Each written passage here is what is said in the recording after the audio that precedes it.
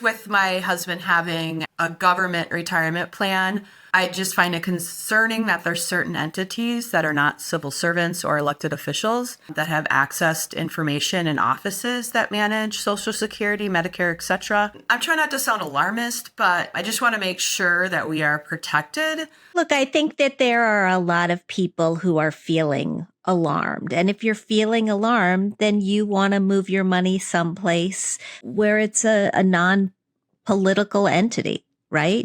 I mean, it sounds like you would feel more comfortable if that money was no longer in the TSP. You have that choice. And if you're doing a list of pros and cons to roll it over, from your perspective, getting it out of there is something that it sounds like you want to do. I think these days, the threat of people, government, non-government, scamsters, fraudsters, having access to our information is greater than it has ever been.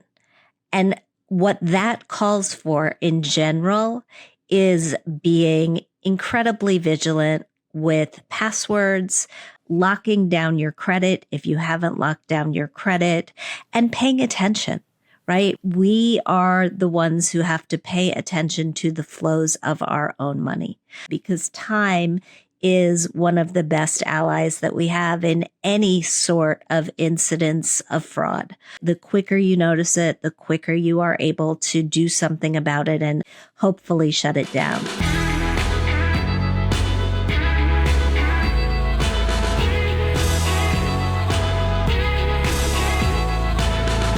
Hey everyone, thanks so much for joining me today on HerMoney. I'm Jean Chatzky, and today's mailbag is a must listen if you have ever wondered what to do with old retirement accounts.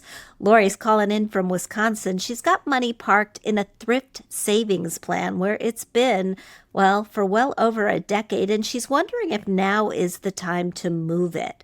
Should she leave the money where it is, or should it go into a low-cost IRA? She thinks the investments are just fine, but maybe she'd do better managing them herself. Plus, she's recently self-employed, so we dive into how much she should be socking away for retirement when she's got no employer matching those funds for her.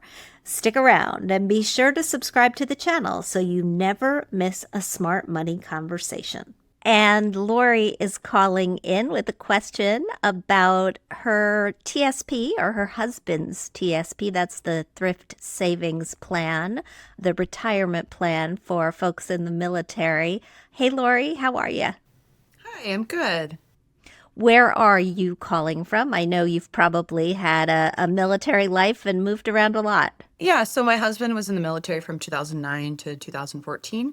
And so we've had a TSP since then. And so my question is regarding keeping his retirement in the TSP. So we've kept it in there because I did some research a while ago that showed that it was okay. I typically would put it in a rollover just because it has lower fees and more investment options. However, at the time I did some research that said the TSP has some other investments that maybe the private sector doesn't have, and the fees are also low as well. So my question is just pertaining to that and what your professional educated opinion is on that, and if it would be more advantageous to keep it there rather than transferring to a rollover IRA. Let's take the first part first. Where are you calling from, Laurie? Where are you based? I am outside of Green Bay, Wisconsin. Oh, lovely. And how is the rest of your retirement life situated? Part of the answer to this question is an administrative answer. When we work for a lot of different places, we end up with a lot of different retirement accounts scattered around. And when you take them in combination, it can be a real bear to manage all of those different things. So tell me about the rest of your retirement life. Okay, so my husband and I have it's about 50-50 mix of what we have in retirement. He has that TSP, which is the largest amount that he has. And then he does have a rollover from a job that he did for a short time, a rollover IRA. So we do have the account open. And then he just moved to a different job like 2 weeks ago. And so we still have to put that into that rollover. So it's a 401k with the company. And then I have a rollover IRA from my previous employer. And then I have a Roth IRA, I believe. But the majority of what I have is in a rollover IRA. Okay. And he has a current 401k. Do you have a current 401k? I do not. No, everything's been rolled over. I switched from working for someone and now I work for myself. So, Okay. We're going to talk about that too. So, just a quick calculation on my hands. We're talking about already 6 different accounts ish at this point. Part of the reason that we roll over into one place is to help us with making sure that A, we keep track of everything, and B, when we're trying to keep an asset allocation in place that makes sense for us, we don't have to do it bit by bit. We have it all in one place, and that makes that challenge easier. It's easier to manage your mix of stocks and bonds and cash if you're doing it from one pool of money rather than from 6 separate pools of money. And so that is essentially why I'm such a big fan of aggregating accounts or rolling over in general. I've just seen little 401ks and little 403bs get orphaned and left behind, and you certainly worked hard for this money. You don't want to leave it by the wayside at any point. The TSP is a little different. The Thrift Savings Plan is known for having incredibly low fees. And you're right, there are also some options that you have available to you to invest in that you don't have in IRAs. On the flip side, IRAs have a lot of options that you don't have in the TSP. So I probably would roll it for administrative reasons. I'd make sure that you are comparing fees and you're looking for a place where the fees are low and where the options are things that you want to put your money in. There are so many different places to do that these days, especially if you're going essentially the fairly boring route to retirement that many people go, which is using a mix of index funds and ETFs and other low-cost investments so that you are essentially covering the market as a whole. So that's how I would look at that challenge. What's the second part of your question? okay. So the second part is a little more timely, I guess. Okay. Just with my husband having a government retirement plan, I just find it concerning that there's certain entities that are not civil servants or elected officials that have access to information in offices that manage Social Security, Medicare, etc. I'm trying not to sound alarmist, but I just want to make sure that we are protected since I'm not sure that if they have the best people's best interest in mind. So since you've kind of answered the question about the TSP already, and I kind of know where we're going to go with that, is moving the TSP into a rollover a good move considering these potential issues? Look, I think that there are a lot of people who are feeling alarmed. And if you're feeling alarmed, then you want to move your money someplace where it's a non-political entity, right? I mean, it sounds like you would feel more comfortable if that money was no longer in the TSP. You have that choice.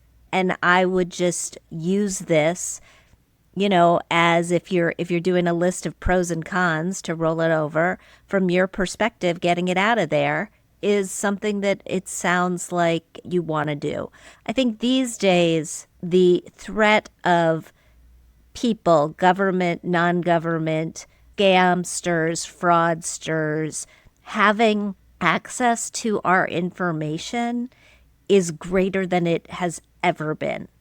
And what that calls for in general is being incredibly vigilant with passwords, locking down your credit if you haven't locked down your credit, and paying attention, right? We are the ones who have to pay attention to the flows of our own money. So it's up to all of us to just keep our eyes on our money and make sure that nothing is going awry, because time is one of the best allies that we have in any sort of incidents of fraud. The quicker you notice it, the quicker you are able to do something about it and hopefully shut it down. And the final thing that I want to talk about with you, even though you didn't ask it, is your status as a self-employed individual and what that means for your retirement. One of the frustrating things that I see is that a lot of people who work for themselves or who are gig workers or who have a side hustle are not socking any of that money away for retirement, when the options to do that are actually really vast and effective. So let's just start at the very beginning. Even if you had no income, because your spouse has an income, you're eligible to open a spousal IRA or Roth IRA, depending on what that income is, and fund that fully every single year. And what that means for this year is up to $7,000 into the IRA. If you're 50 or over, up to $8,000. So that's just a start.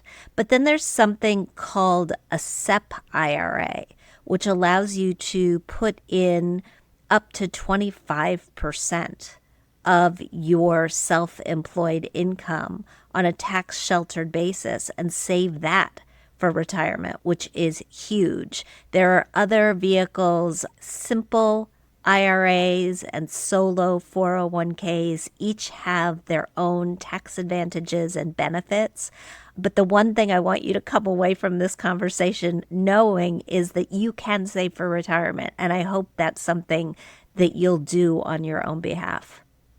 Okay, yeah, I hadn't thought about it. We're starting a new shift with my husband's new job. He's going from a lower pay to a much higher pay, and so we haven't really thought much about it. So it's good.